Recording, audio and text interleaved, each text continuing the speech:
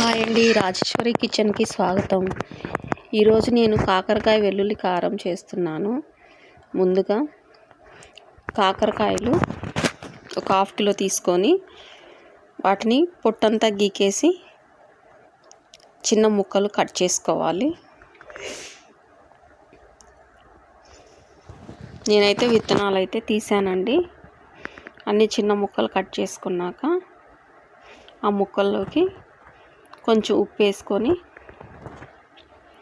బాగా పిసకాలండి.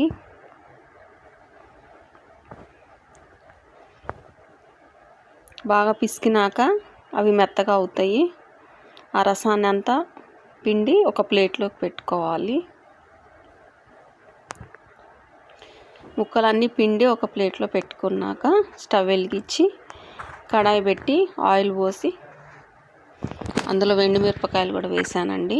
జీలకర్ర, ఆవాలు, కరివేపాకు కూడా వేసాను.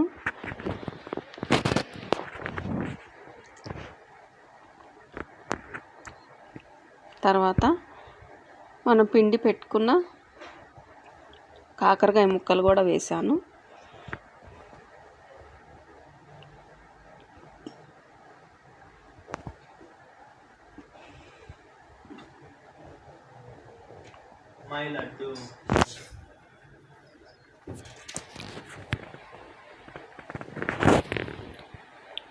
ముక్కలన్నీ పోపులో వేసినాక ఒకసారి కలిపానండి.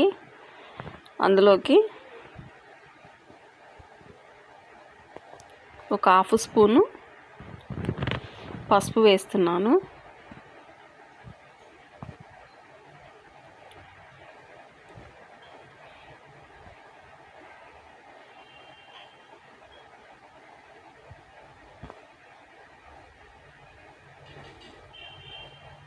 ఒక స్పూన్ కూడా సాల్ట్ వేసానండి.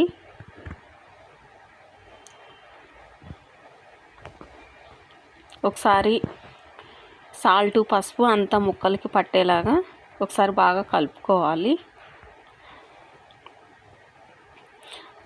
సిమ్లో పెట్టి ఒక 10 నిమిషాలు మధ్య మధ్యలో అలా కలుపుతూ సిమ్లో పెట్టి ఫ్రై చేసుకోవాలండి. మూత అస్సలు పెట్టొద్దు.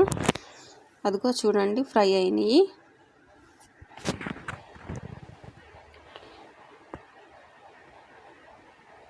ఫ్రై అయిపోయినాక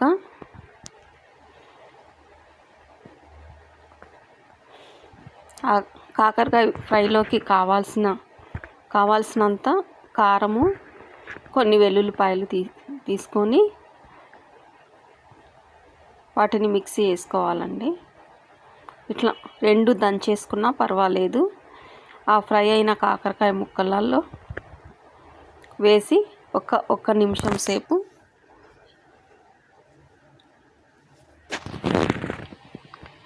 ఆ కారం కూడా ఫ్రై అవ్వాలి.